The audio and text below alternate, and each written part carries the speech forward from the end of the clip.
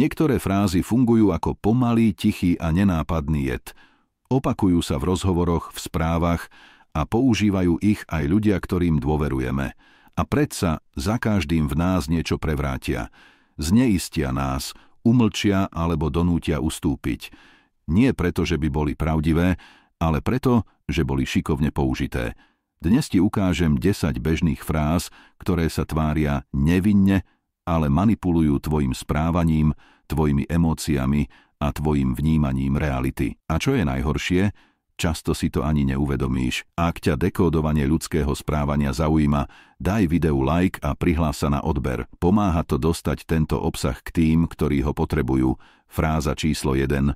To je predsa normálne. Toto je pasca veta, ktorá v sebe skrýva spoločenský nátlak. Keď niekto povie, že niečo je normálne, často tým myslí, nerob drahoty a prispôsob sa. Typicky ju počuješ v situáciách, kde niekto prekročí tvoje hranice, kolega ťa verejne zosmiešni, ty sa ohradíš a jeho odpoveď znie, veď to je normálne medzi nami. Rodina ťa núti do niečoho, čo ti nevyhovuje.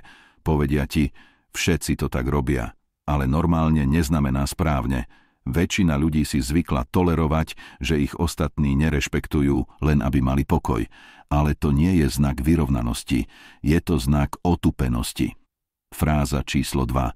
Nebuď precitlivelý. Najčastejšia veta, ktorou sa manipulatívni ľudia vyhýbajú zodpovednosti, znie to ako rada. Ale je to šikovný útok. Používa sa, keď niekto povedal alebo urobil niečo nepriateľné a ty na to zareaguješ. Ak povieš, že sa ti nepáči tón, akým s tebou niekto hovorí, si prehnane citlivý. Ak sa ti nepáči vtip na tvoj účet, príde komentár. No táto, urazila sa, typické. Použiješ pokojný, jasný hlas, aby si pomenoval problém a dozvieš sa, že zbytočne dramatizuješ. Keď ti niekto povie, že si precitlivelý, nesnaží sa ti pomôcť. Snaží sa zneplatniť tvoju reakciu. Byť citlivý neznamená byť slabý. Znamená to, že si všímavý. A práve preto si nebezpečný pre tých, ktorí klamú a ubližujú bez následkov. Fráza číslo 3. Ja by som to nikdy neurobil. Táto veta znie nevinne, zdvorilo, skoro až obdivuhodne. Veď kto by nechcel byť obklopený ľuďmi, ktorí majú vysoké morálne štandardy? Lenže v skutočnosti to nie je výpoveď o hodnotách. Je to výčitka, zaobalená do pasívnej agresivity. Niečo ako, si horší ako ja, ale nepoviem to nahlas. Nech si to uvedomíš sám. Rozídeš sa s človekom, ktorý ti dlhodobo ubližoval. Namiesto podpory počuješ, ja by som ho nikdy neopustil. Vyjadríš nesúhlas s rodičmi. Fúha, ja by som si toto nikdy nedovolil povedať svojej mame.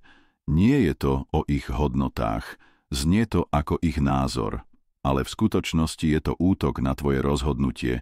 Dávajú ti najavo, že si to v ich očiach neurobil správne. Chcú ťa zahanbiť a vtiahnuť späť tam, kde ťa majú pod kontrolou. Ale vieš čo? Keď niekto povie, ja by som to nikdy neurobil, nemusíš sa ospravedlňovať. Stačí odpovedať, možno preto ja riešim následky a ty len sleduješ z diaľky. Fráza číslo 4. Ja sa ti len snažím pomôcť. Pomoc, o ktorú nikto nežiada, zvyčajne nie je pomocou. Je to nástroj kontroly. Partner ti v úvodzovkách pomáha tak, že ti každý deň pripomína, ako veľmi si pribrala. Kolegyňa ti akože pomáha tým, že rozpráva o tvojom súkromí iným, vraj ťa chce pochopiť. Takáto pomoc ti je na nič. Manipulatívne ťa tlačí do niečoho, čo nechceš. Fráza číslo 5. Ty si to celé zle pochopil.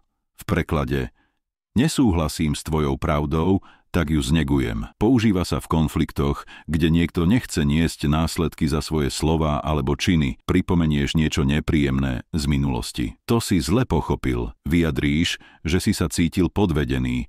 Zle si to vyložil. Namiesto ospravedlnenia príde spochybnenie tvojej schopnosti chápať realitu. To nie je náhoda. To je technika. A volá sa gaslighting, fráza číslo 6. Ja som taký. Buď ma ber, alebo nechaj. Na prvý pohľad silné vyhlásenie. V skutočnosti lenivá výhovorka. Znie to ako sebadôvera, ale často to znamená nechcem sa meniť, aj keď by som mal. Niekto sa správa nepochopiteľne. Neustále opakuje chyby, ktoré ti prekážajú. Keď to spomenieš, dostaneš odpoveď ja som taký. A takto to ide stále dookola. Veta "mňa nezmeníš" nie je prejavom sily. Sebavedomie nie je tvrdohlavosť. Skutočná sila je v ochote rásť, nie trvať na svojom, aj keď je to zlé. Fráza číslo 7. Veď to bola len sranda. Maskuje cielený útok za humor. Keď človek ublíži a nechce to priznať, zahrá sa na vtipného, zosmiešni ťa pred ostatnými. No tak len sranda, povie niečo kruté. A keď sa ohradíš, to bolo iba zo srandy. Nie, toto nemôžeš akceptovať.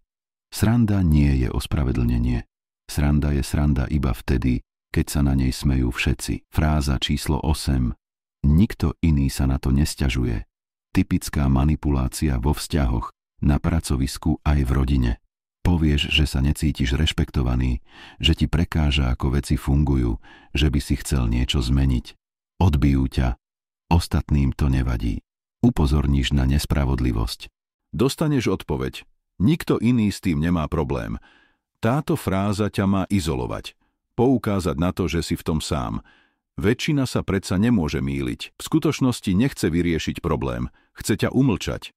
Ale odvážny človek nečaká, kým sa situácia stane neúnosnou. Koná, keď je to potrebné, hoci aj sám. Fráza číslo 9. Ty strašne preháňaš. Zľahčenie tvojho pocitu a zároveň signál, že sa očakáva tvoja poslušnosť. Vyjadríš nespokojnosť a hneď počuješ, zbytočne z toho robíš vedu.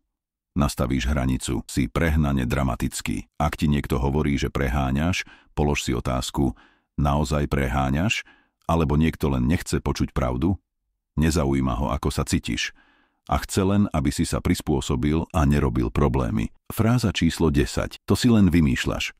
Najtvrdšia forma manipulácie, útok na tvoju pamäť, logiku aj sebadôveru. Povieš, že si niečo zažil. To sa tak nestalo. Pripomenieš starú hádku. Nič také som nepovedal. Čím častejšie to počuješ, tým menej si veríš. A vtedy ti už nemusia hovoriť nič. Už sa umlčíš sám. Ak ťa chce niekto umlčať a ovládnuť, vôbec nemusí kričať. Nemusí sa s tebou ani hádať. Začne používať frázy, ktoré sa tvária normálne. Môžu sa zdať rozumné, dokonca až láskavé, ale pod povrchom sú jedovaté, až kým si neuvedomíš, že nie všetko, čo znie múdro, je pravda, alebo je povedané s dobrým úmyslom, za ktorý sa maskuje. Preto si dovol niečo, čo dnes robí málo kto. Dôveruj viac vlastnému rozumu ako tomu, čo ti hovoria iní. Daj videu like, prihlás sa na odber a pozri si aj ďalšie videá, ktoré podporia tvoju psychiku a vnútornú vyrovnanosť. Napíš mi do komentára, ktorú z týchto fráz ti už niekto povedal a ako si na to reagoval ty. Som stoický rebel, vidíme sa na budúce.